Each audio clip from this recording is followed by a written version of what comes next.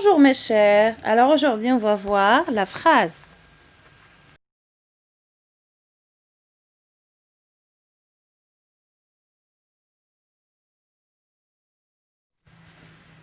C'est quoi la phrase? Alors la phrase, c'est une suite de mots qui a un sens, qui commence par une majuscule et qui se termine par un point.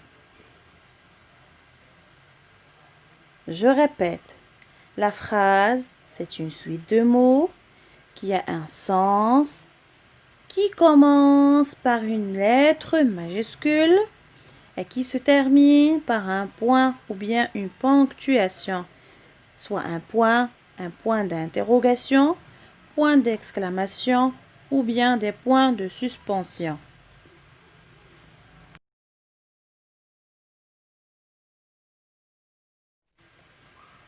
Regardez très bien l'exemple.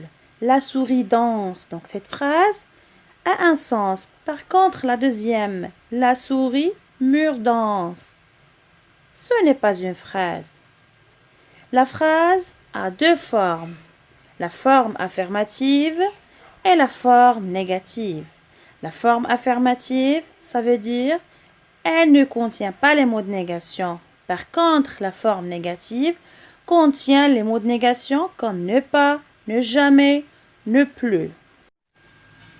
Exemple d'une phrase affirmative. Oui, je veux. Exemple d'une phrase négative. Non, je ne veux pas. Donc cette phrase contient les mots de négation ne pas. Passons maintenant au type de phrase. Il y en a 4.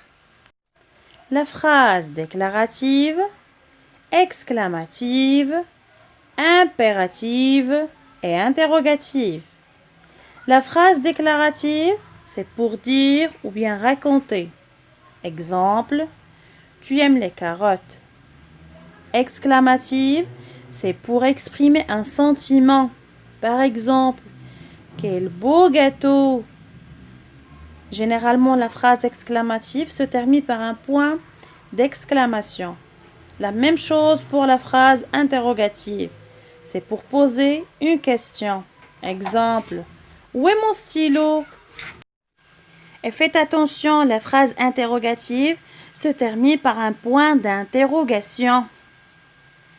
Passons maintenant à la phrase impérative. La phrase impérative sert à donner un ordre. Par exemple, arrête de pleurer. Alors, je résume.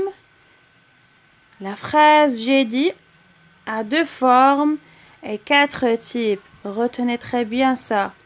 Passons maintenant aux exercices d'application. Pour le premier exercice, je vous demande d'indiquer le type de chaque phrase. Et par la suite, pour le deuxième exercice, vous allez indiquer la forme de chaque phrase. Faites attention. Il y a une grande différence entre forme de phrase et type de phrase. Allez, bonne chance. J'espère que vous avez bien appris la leçon d'aujourd'hui. Faites ces 2 exercices et on se retrouve.